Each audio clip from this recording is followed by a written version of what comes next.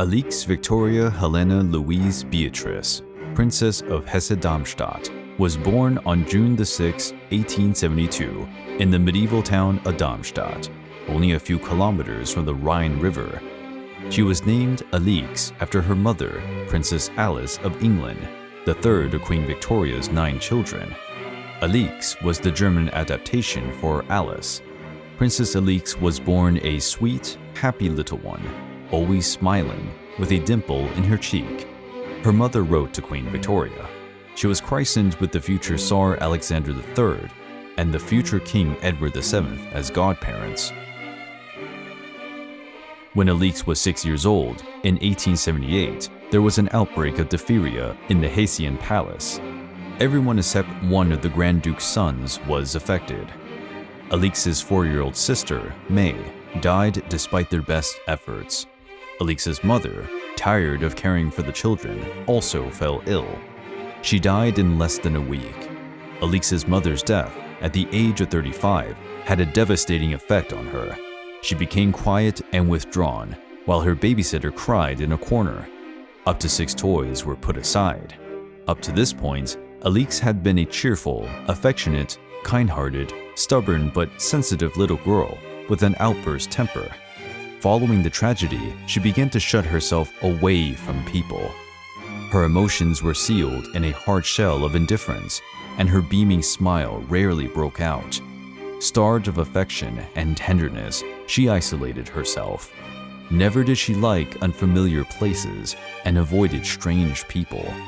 She opened up only at intimate family gatherings, where she found warmth and understanding. Queen Victoria had been treating Grand Duke Louis as her son after her daughter's death, often inviting him to England with the children. Indeed, Alix, now the youngest, was a favorite of the elderly queen, who watched her granddaughter carefully. The tutors and governesses were instructed to send special reports to Windsor and were given a continuous stream of advice from the queen. Alix's taste standards under this guardianship were formed as fully English and fully Victorian. The would-be Empress of Russia was gradually becoming the most likable and respectable of creatures, a perfect young English lady. Alix was an outstanding student. By the age of 15, she had a perfect knowledge of English and Germanic history, geography, and literature. She played the piano, but disliked playing in front of people. When she was 12, Alix went to St. Petersburg, Russia's imperial capital, for the first time for the wedding of her sister Ella to Grand Duke Sergei, younger brother of Tsar Alexander III. Alix became acquainted with young Nicholas, who was only 16 years old, during the wedding ceremony in the chapel of the Winter Palace. Nicholas and Alix met again 5 years later, in 1889, when she came to visit Ellie in St. Petersburg. She was 17 at this time, and he was 21, ages at which young people fall in love. They met at receptions, balls, and dinners. Soon afterwards, Alix developed a strong affection for the young man, and he also admitted that he came to love her. The young man's parents were against the marriage. Religion was the insurmountable obstacle for Alix when she thought of marrying that shy and affectionate young man. Baptized in the Lutheran Church at 16, Alix accepted her faith with zeal. She was extremely serious about everything in life, and religion was the most crucial aspect. Refusing the faith she had sworn to accept seemed to her a blunt insult to God. Yet she loved Nicholas. Princess Alix sank into a whirlwind of self-doubt and self-examination. That Nicholas would one day become one of the most powerful rulers in Europe did not influence Alix. She had no interest in titles or the size of empires. Alix's older brother was to be married in Coburg in the spring of 1894. All the royal families sent delegates to this event. In Russia, Nicholas would be the representative, and he was not just going to represent his country. He had the permission of his parents to ask for the hand of his beloved Alix in marriage. Alix was expecting him at the station. They had dinner and went to the opera. Unable to wait any longer, Nicholas went directly to ask Alix to marry him the following morning. In his diary and in his letter to his mother, he tells us what happened. They let us alone. and so commenced between us the conversation that I had so badly wanted for so long, and at the same time dreaded. We talked until 12, but to no avail. She still opposed changing her religion. The poor girl wept a great deal. She was calmer when we parted. Alix's sister, Ellie, spoke to her about her experience in changing religion, telling her that it was not unusual. Alix surrendered the next day.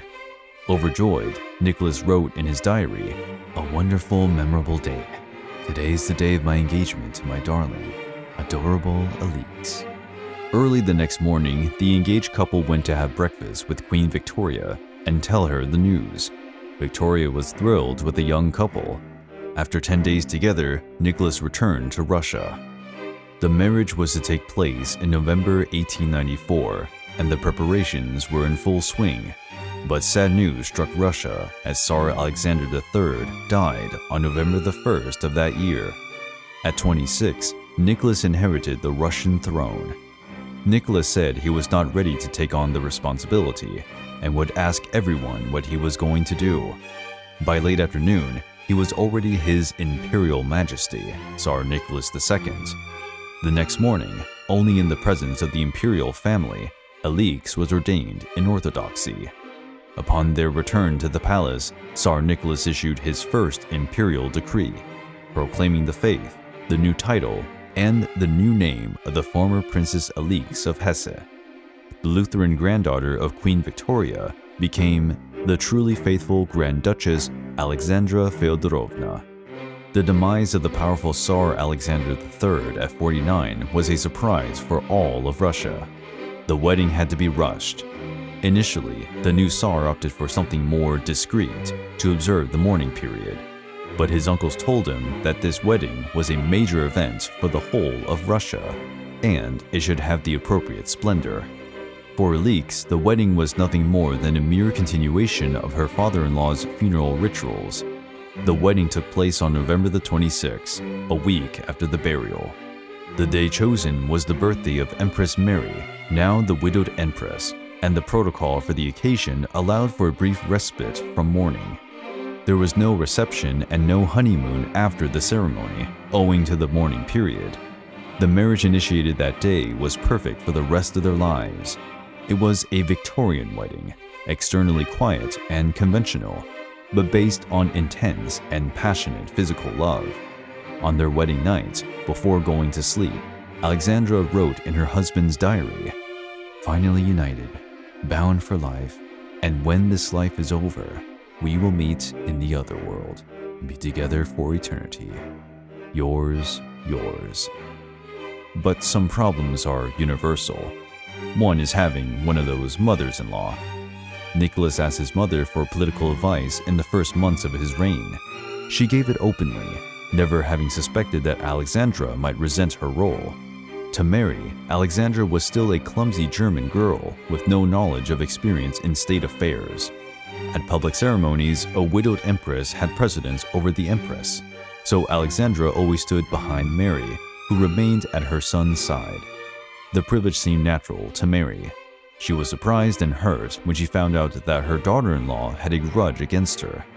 On the other hand, Alexandra had the usual feelings and behavior of a young wife. Stunned by the terrible blow that had struck Mary, her first reaction was to feel sympathy for her mother-in-law. But soon the tensions of living under the same roof and competing for the same man started to manifest themselves. At meals, Alexandra was being doubly insulted. Not only was she totally ignored, but her mother-in-law would treat her beloved Nicky like a schoolboy. A veiled hostility between the two remained thus. Like most young wives, Alexandra often found it difficult to come to terms with her life's quick transition.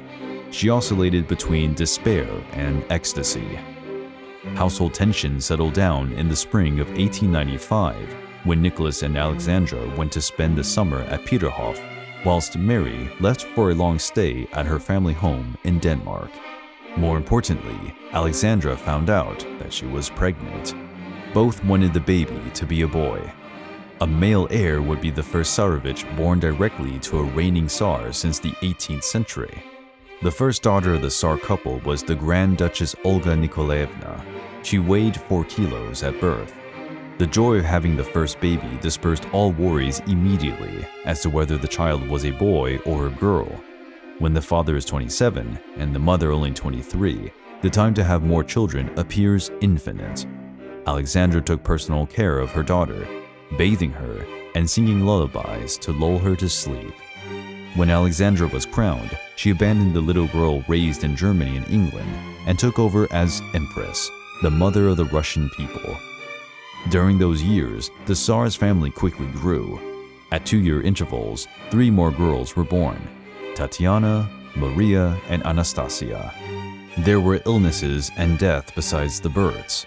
In the summer of 1899, when Nicholas's brother, Grand Duke George, was 27, he died of tuberculosis.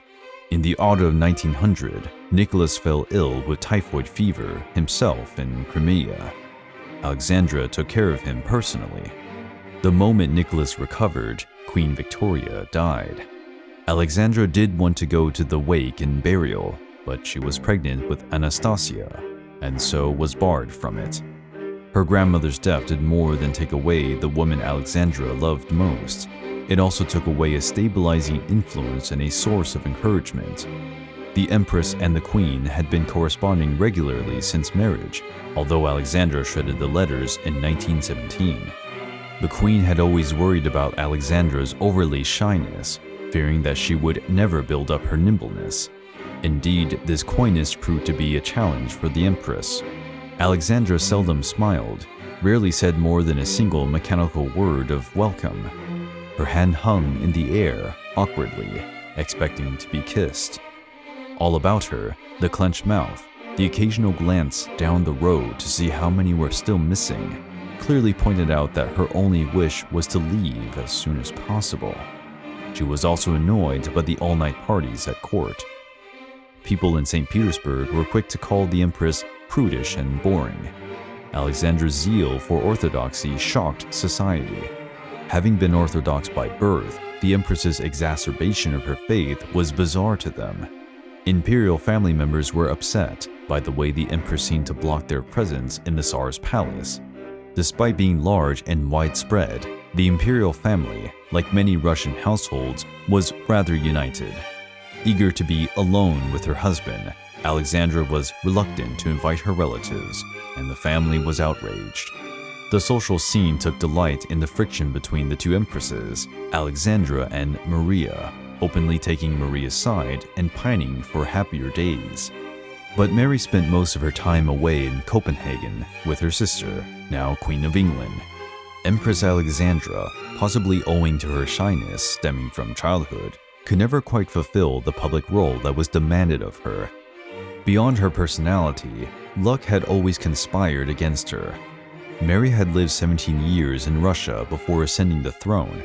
However, Alexandra had barely completed 1 month when the occasion emerged. The new empress spoke almost no Russian. She did not understand court etiquette and made silly mistakes. The period which she became pregnant was quite difficult, which made her distance herself from everyone. After giving birth, she made a point of taking care of the baby and did not like to be far away from the children's room. Between the empress and the aristocracy, an unfortunate cycle of antipathy and rejection was formed. Nicholas's inexperience and impressionable personality led Russia into a disastrous war against Japan. The ramifications of that conflict were a revolution that demanded more civil rights for the Russian people. In the wake of the disastrous 1905 events, the Empress despaired. 5 days after Bloody Sunday, she wrote to her sister, Princess Victoria of Battenberg, "You know the crisis we are going through. Indeed, it is a time fraught with provocation. My poor Nicky's cross is too heavy for him to bear, all the more so because he has no one to fully rely on, who can give him real help." During the entire war with Japan and the 1905 revolution, Nicholas and Alexandra had only one brief moment of utter joy. On August 12, 1904, Alix gave birth to a baby boy. The child was given the name Alexei. The boy was born weighing 3.6 kilos. Alexei, named in honor of Tsar Alexei, Nicholas's favorite, was the first child born to a reigning Tsar in Russia since the 17th century. This seemed a good omen, a beacon of hope. But the imperial couple grew uneasy after 6 weeks, when Alexei's navel started to bleed. As the months went by, Alexei was already standing upright in his cradle, learning to pick himself up and walk. Small spots appeared on his legs and arms whenever he tripped and fell. In just a few hours, the spots would swell and turn a bluish color. The blood beneath the skin did not coagulate. His parents' dire fear was confirmed. Alexei had hemophilia. Concealed from public view, veiled in hearsay, operating from within, this hidden tragedy would change the history of Russia and the world. The secret of Alexei's disease remained tucked away and well kept in the inner limits of Tsarskoye Selo, the Tsar city. Understanding what Alexei's birth meant to Alexandra is important. Her biggest wish after marriage was to give the Russian autocracy an heir. She had 4 daughters in 10 years, all healthy, lovely, and much loved, but still no heir to the throne. The Russian crown no longer ran through women in the line of succession, as it had happened with the daughters of Peter the Great and Catherine the Great. Tsar Paul, Catherine's son, despised his mother and changed the law of succession so that only men would inherit the throne. Accordingly, if Alexandra did not have a son, the succession would pass first to Nicholas's younger brother, Michael, and then to his uncle's family, the Grand Duke Vladimir. Each time Alexandra became pregnant, she fervently prayed to have a boy. Each time, her prayers were ignored. When the 4th daughter, Anastasia, was born, Nicholas left the palace and went for a walk in the park to cope with the disappointment before meeting his wife. The Tsarevich's birth meant much more to his mother than just the arrival of a baby. The child was the culmination of her marriage, the outcome of her hours of prayer, the blessing of God upon her, her husband, and Russia. At 32 years of age, the Empress was at the zenith of her happiness. She had waited so long and prayed so hard to have her child, but the revelation that Alexei suffered from hemophilia was a devastating blow to Alexandra. Henceforth, she lived in the sunless world of the mothers of hemophiliacs. Almost worse for the Empress than the bleeding episodes was the dreadful Damoclean uncertainty of hemophilia. Alexei could be playing normally 1 minute, happy and satisfied. The next, he could trip, fall, and kick off a new episode that would leave him on the brink of death. He could, at any moment, be hit in any part of his body, head, nose, kidneys, joints, or muscles. Like Queen Victoria, who had a hemophiliac son, Alexandra's only natural reaction was to overprotect her son. Hemophilia started to mean a great deal of solitude for her. She sought answers only in the church. As the Empress realized that no doctor could cure her son, she decided to ask God for the miracle that science refused her. She prayed for hours, either in the little chapel next to her room or in the palace chapel. When Alexei was well, she thought that God was listening to her. In difficult moments, she believed that she had not done enough for her son to get better. When Gregory Rasputin appeared, she finally considered that God had given her the answer. As each poor year followed another, the sheer emotional strain took a terrible toll on Alexandra's health. She was physically and mentally exhausted, spending days in bed or in a wheelchair. In modern medical terminology, Empress Alexandra had symptoms of psychosomatic anxiety as a result of worrying about her son's health. Alexandra's failure to partake in public life annoyed her husband. She spends most of the day in bed, does not see anyone, does not turn up for lunch, and stays on the terrace day after day, he wrote his mother. On her mother's advice, Nicholas took his wife to a spa for treatment. After several weeks, she was back in Russia, rested but not healed. A cure was never found for the mother of a hemophiliac, just like for her son. Alexandra's reputation among the Russian population deteriorated significantly, for a very simple reason. No one knew about the Tsarevich's illness, and the boy's and his mother's behavior was viewed with disdain.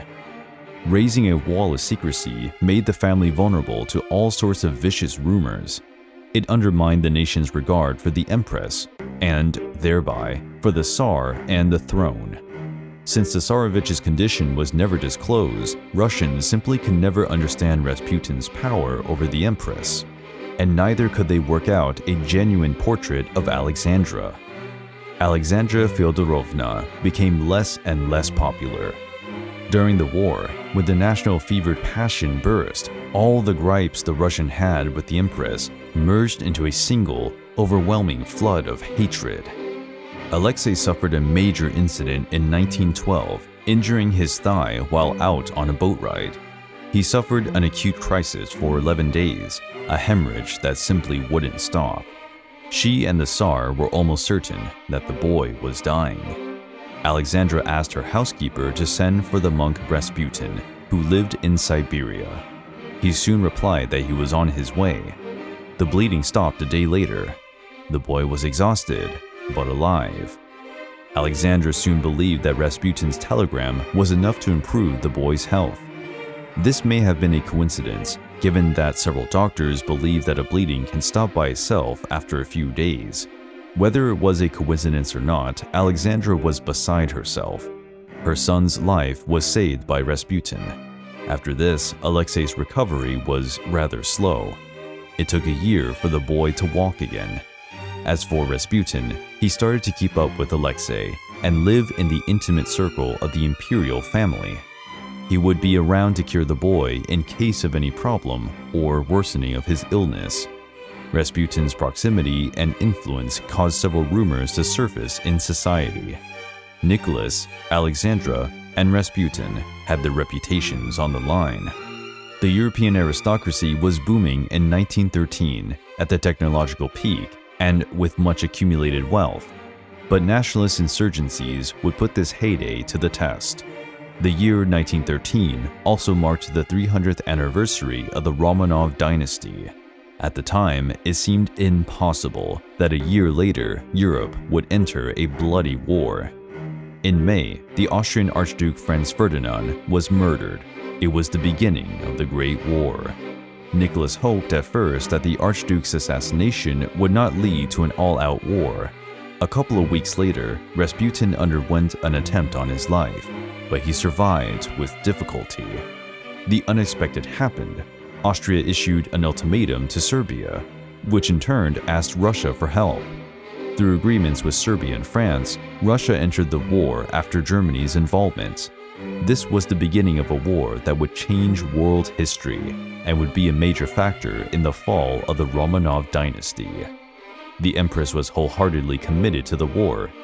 Brimming with patriotism, bursting with energy and enthusiasm, she forswore her own illness to plunge into hospital work.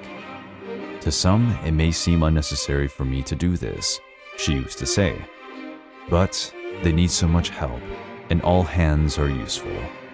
Nursing became her passion. Alexandra's palace life was turned upside down. The Empress, who used to stay in bed until midday, nursing her illnesses, now woke up for 7 o'clock mass.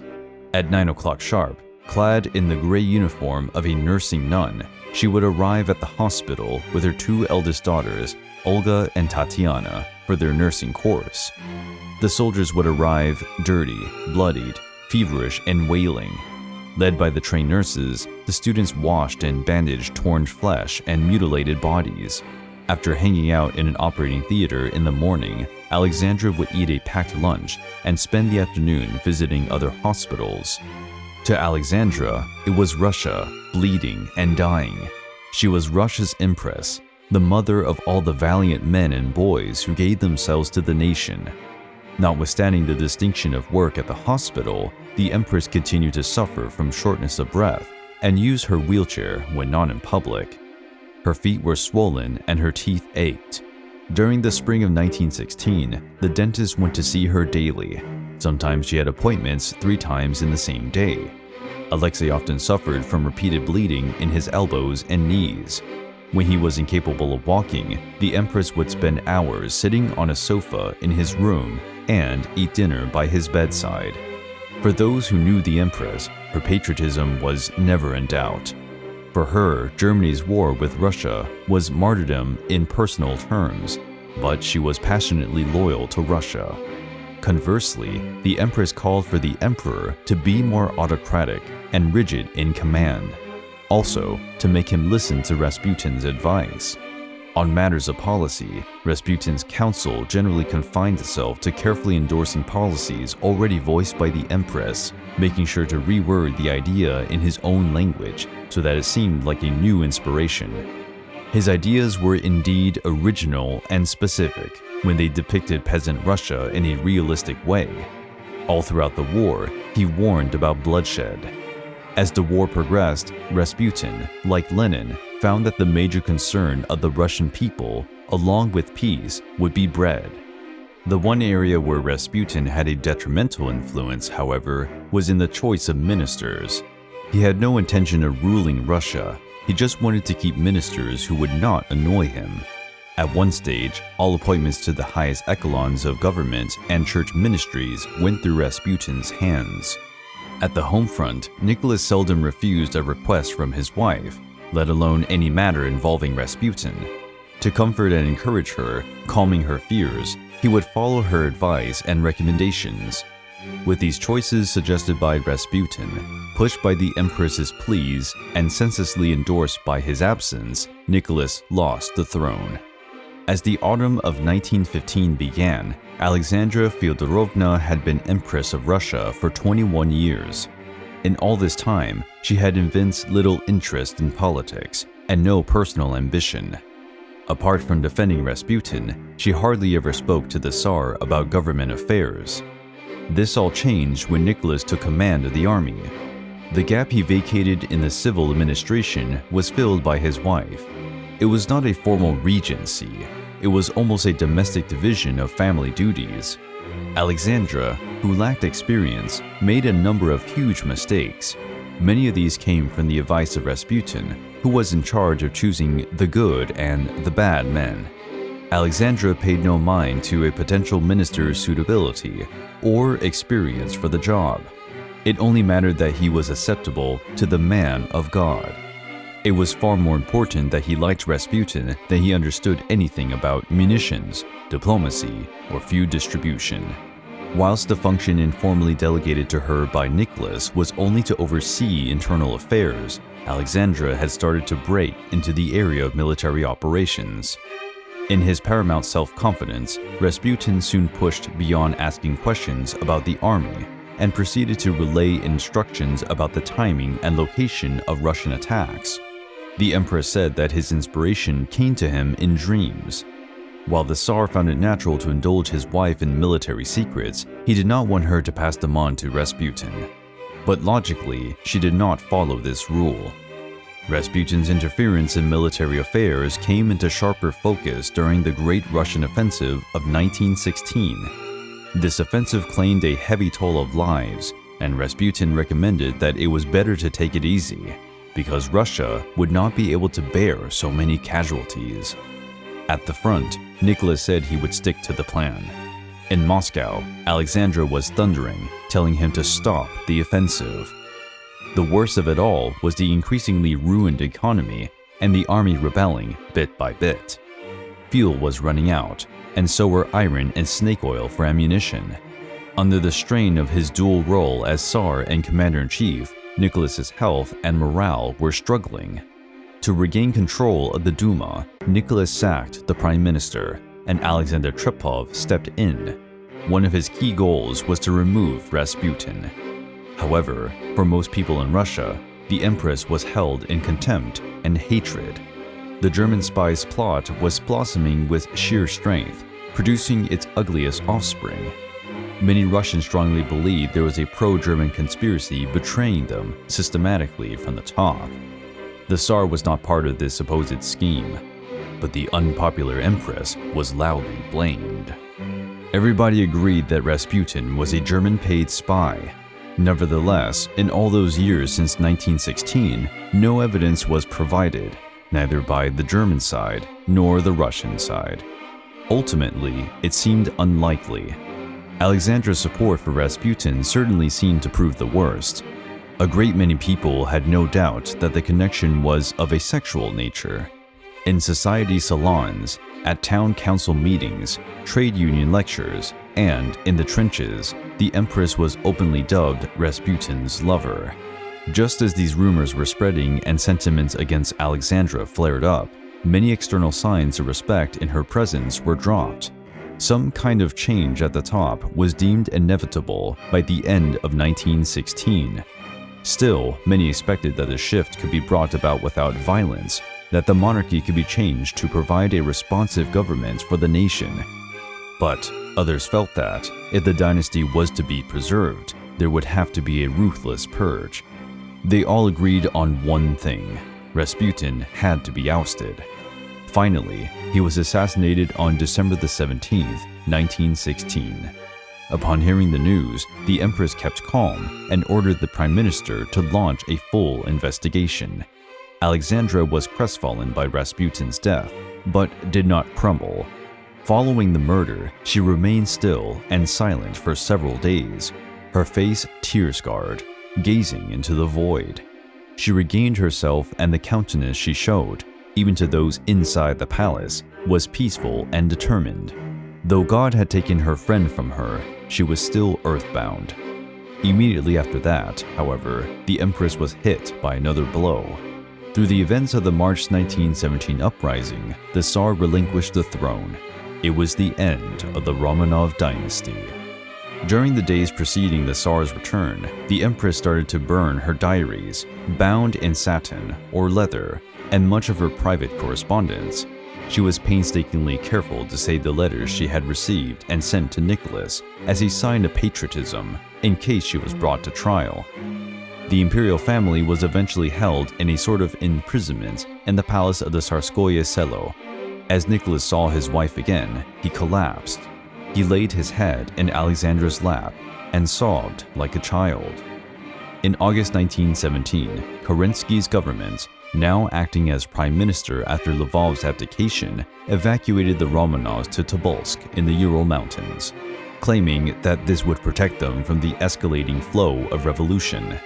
They lived in the former governor's mansion with considerable comfort. On April 30th, 1918, they moved to their final destination, the Ipatiev house in Yekaterinburg. The conditions of their imprisonment tightened after the Bolsheviks seized power in October 1917, and the debate about putting Nicholas on trial became more frequent. Nicholas tracked the events of the October Revolution with interest, but without alarm.